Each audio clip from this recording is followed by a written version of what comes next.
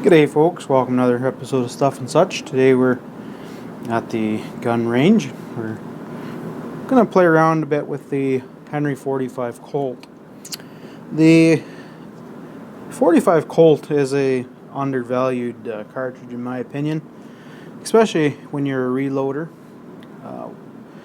Oftentimes people think of the 45 Colt as a bit of a lazy round, and for the most part they're right when you purchase factory ammunition, but a lot of people consider the 44 Magnum a considerable stout cartridge.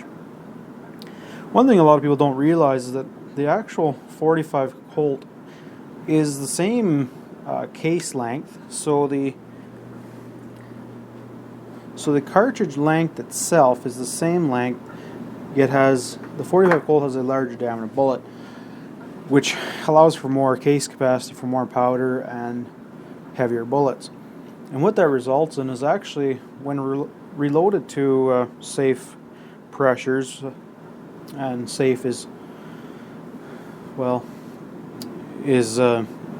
of a relative term based on make of firearm and age of firearm. But back to my point. So if reloaded to those safe pressures, you can actually have a more powerful cartridge than a 44 Magnum, which is more than sufficient for deer hunting. So one thing we're going to be testing out today, I've been trying to get the 45 to be an accurate 100-yard rifle. So on our left we have that is called a round nose flat point, just a solid lead bullet. That weighs in at 250 grains. On the next one, moving from left to right, the hollow point, that's a 260 grain spear point. Beside that, with that large hollow point, is the Howdy XTP bullet. And last there on the right is the Howdy FTP, I believe it's called, the flex tip. And as you can tell, I've cut the tip off, and the reason I do that, it's a fairly long explanation, but basically the tip makes it too long to cycle in the firearm, so I'm trying to nip them off and see what that does. And that one is a 250 grain as well as that XTP that I mentioned, this one here, that one's 250 grains. So what we're going to do is we're going to go ahead and shoot at 100 yards and see which one shows most promise. And then perhaps in a following video I'll do a kind of a ladder loading up of rounds for that, and that's where you make small increments, steps in your grains, moving up or down and shooting them also and seeing which one patterns best for that. So today we're going to shoot an assortment, maybe about 4 to 5 rounds per load, and see how that does.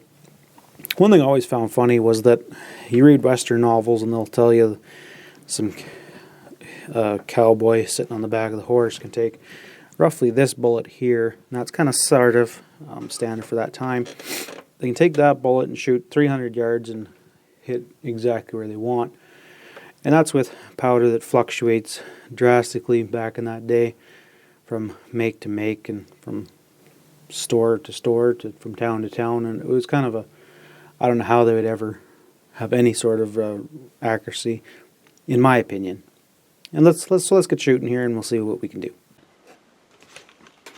Alright folks, first we're going to do the round nose bullet, the solid lead, and that's this one here. So we're going to shoot 5 of them. That'll kind of be our standard. And so let's get started. Next up we're going to do the 260 grain spear point. Next up is these big XTPs. So next thing I'm going to try here is the FTP. Alright folks, so we just fired off those 25 rounds or so. So let's head down range and we'll take a look at them targets and semi-analyze them. Alright, down here at the targets here and just taking first impression. So here on the right is the target for the solid lead bullets. There's one on the target. I shot about 5, I think. There's one here, one there. So that would be pretty terrible. Over here, the next one was the 260 grain spear point. Not too bad. I'd like to see better, but there is one thing that sort of interested me here. Remember this group here. Over here was the XTP. One there, one there, one there, and one down there. So that's 8-10 inch group. Nothing much to speak of. Over here is the best group, unfortunately. This is the FTP, those flex tips that I cut off. But look at that. I'm going to quickly pull these targets off, and then I'll bring you into the club there, and we'll take a look at the targets further. So let's talk these two groups here on the right here. These are the 260 grain spear points. And over here, 250 grain FTP. So I find this group significant and this group significant. And first impression, people well just kind of think, oh, it's just a fluke and you're just trying to discard the flyers and stuff like that. But that's not what I'm doing here. So point of aim is right here, right here. What is the statistical chance that a bullet that's obviously side to the right, so it probably needs to move over, but anyway, so let's say your point of aim is actually right here. What is the statistical chance that two bullets will fall within that close of each other and not say here, here, here, here, here, here, here, here, here, here, here, here, here, or here? Or same over here, point of aim's right here.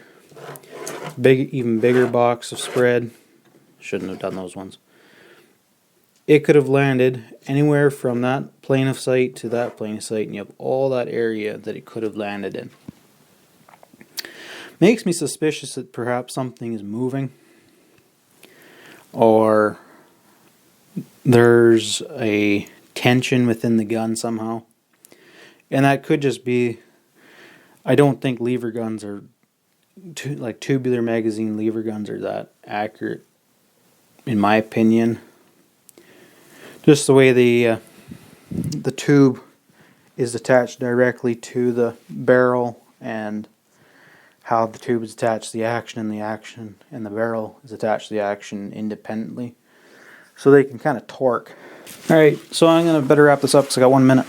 So I'm gonna take that scope off, and I'm going to make sure everything's tight. Everything's tight. I might even switch the scope and come back, reshoot these two loads again, and see if there's any difference in behavior, or if it's still random precision going on. Anyways, I better sign off. I got the alert. Thanks for watching, subscribe, and we'll catch you later.